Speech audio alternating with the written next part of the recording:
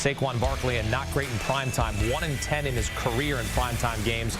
The worst record by any quarterback since 1970. Meantime, Brock Purdy seeking to be the fourth quarterback since 1950 to start his regular season career 8-0 or better. 49ers have won 12 straight regular season games, and they're double-digit favorites at home on Thursday night. And let's set the scene. Welcome in Sportsline analyst John Berger and Sia Najad here to deliver their picks for the Thursday Nighter in Santa Clara. San Francisco, a 10-point favorite. Double-digit favorites on Thursday night are 8-4 ATS since 2015. John, are you laying 10.5 points with the home squad?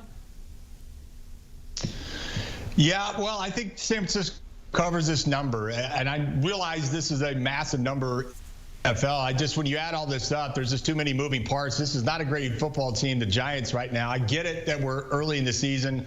You watched them in the Cowboy game, couldn't get anything going. I just think this situation, I think you mentioned it at the opener at the top, Hakeem, it was one of those situations where Daniel Jones, you look at his stats when Saquon Barkley's not part of the mix. His QBR tanks, pass yards tank, everything tanks. His touchdown to interception ratio gets worse. So I just think there's too many things lined up. I don't think there's any way that San Francisco doesn't cover this number. I don't know how the Giants are going to get anything going offensively. And I get the short passing game. They like to go to their slots a lot. I just think San Francisco sees that week in, week out. I think San Francisco has covered this number. It's big, but I think they get it done. Yeah, I'm going to have to agree there. I mean, when we look at the San Francisco 49ers, we know they're an elite team. And how do the Giants typically do against elite teams? Well, we just saw them against the Dallas Cowboys get absolutely smashed 40-0. But then we can go back to the playoff game against the Eagles where they got smashed there too. This is just one of those situations where we have an average New York Giants team. They're not bad, but they're an average team, and they're facing one of the best teams in the NFL in the San Francisco 49ers. It's a short week. We know San Francisco can hit you with the run or the pass, and I can't say that about the New York Giants offensively, especially without Saquon Barkley and a couple of offensive linemen potentially outside of Andrew Thomas. So really like the position here for the San Francisco 49ers. That's who I'm taking, minus the 10, minus the 10.5, wherever you get it. See, I'm curious if you think about maybe teasing this game. As you throw it in a week 3 teaser, would this be a perfect spot to throw this game in a teaser, take a standard 6-point teaser and take this down to 4.5? Would that be something intriguing to you?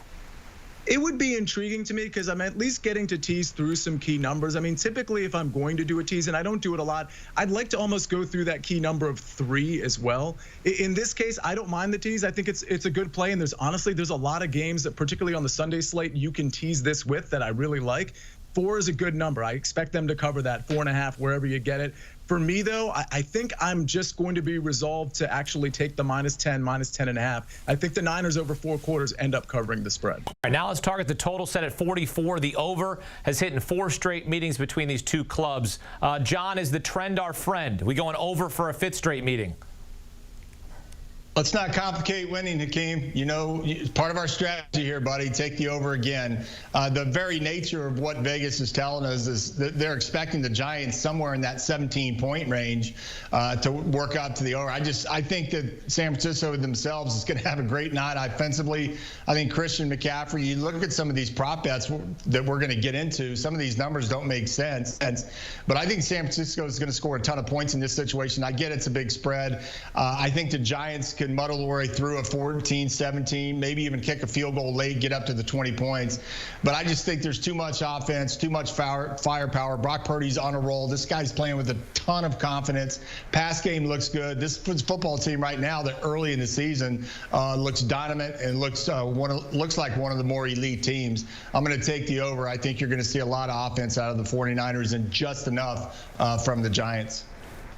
So I'm going to go on the other side of this one then, John. Obviously, we agreed on the Niners covering the spread. I'm going to actually take the under here because I think once the 49ers assert their dominance in this game and actually have like a double-digit lead, particularly in that 3rd and 4th quarter, I think they take the air out of the ball, especially when you consider Brandon Ayuk may not play in this game. He's got that AC joint sprain. I just think this is one of those situations where, by the way, Brock Purdy hasn't been great with the deep ball. I think it's a dink and dunk game, and then once they have that lead, it's a little bit of the Christian McCaffrey show, but we're finally going to see Elijah Mitchell. It wouldn't surprise me at all if in the second half we see 1 or 2 drives from the 49ers that are 7-8 minutes long, where they just matriculate the ball down the field and try to get out of there with a W without any injuries or interceptions, turnovers, momentum blockers, if you will. So I'm actually going to be on the under here. I don't think the Giants are going to score a ton, and I think San Francisco is just going to be happy with putting up 24, 26, 27 points and getting out of there. I'm thinking 31-13 is your final, which would be a push. So I'd be more inclined to take the over here because I could just see Graham Gano get a couple spots, kicking a couple field goals, and then it gets you the over. You know, we're at 47, and you're going 5-0 to the over. All right, now let's get your top Giants player prop. Sia, who's the player and the number you're targeting for the Giants? So I'm going to target the over for Darius Slayton here. And for let me just set the table here. I understand that the Giants, from a receiver standpoint, when you're looking at overs in particular, it's very speculative because we don't exactly know who Daniel Jones is going to be honing in on other than Darren Waller. Now, the 49ers, they're pretty good against the tight end. We'll see how that mixes up with the Darren Waller props. But I do think Darius Slayton on the outside, I think that is a way to expose the San Francisco 49ers over the last couple of years. He seems to be the most reliable target. And again, 34.5, it's a pretty modest total. When you consider you're probably talking about some soft coverage in the second half, negative game script for Daniel Jones. He really just needs to pepper Slayton, even if it's all second half stuff, in the second half with 3 or 4 targets, and he might get there just on that alone. So I'll take Slayton's over 34.5 yards. John, you going to give me Darren Waller here? Give me something. I'm not. I'll give you a little Paris Campbell, though. I think this one can cash. Paris Campbell coming out of the slot. You know, you look at the defensive kind of setup for San Francisco and what they're willing to concede and what they're not willing to concede. Paris Campbell, I'm going to take the over in terms of pass catching or receiving yards at 28.5. We don't have much of a bar here, Hakeem. So I'm going to go ahead and jump on this one. You figure in any given game, he's going to get 6 to 7 targets, assuming he's healthy, which it appears that he is. But 6 to 7 targets divided into 28 yards, you don't have to have a big night. And I think there, as we talked earlier in the show, I do think it's going to be somewhat of a dink and dunk game. And I think they're going to go to Paris Campbell. I'd take the over with him coming out of the slot. I hope it's dink and dunk to Darren Waller, and he's the touchdown scorer in this game for the Giants, at least. Again, Saquon Barkley out with an ankle injury. Meantime, 49ers star Christian McCaffrey scored a scrimmage touchdown in 11 straight games. McCaffrey to score a touchdown minus 290. The juice is a little too much there, a lot to lay. Sia, what 49ers player prop do you like? Yeah, it's interesting you mentioned Christian McCaffrey because it wouldn't surprise me at all if Elijah Mitchell gets in the end zone if you want to take an anytime touchdown there. He didn't get any snaps last week, but I do think we heard some comments from Kyle Shanahan. He might get into the mix on Thursday night. That would make a lot of sense. But where I'm going is Brock Purdy's under passing yards, 230.5.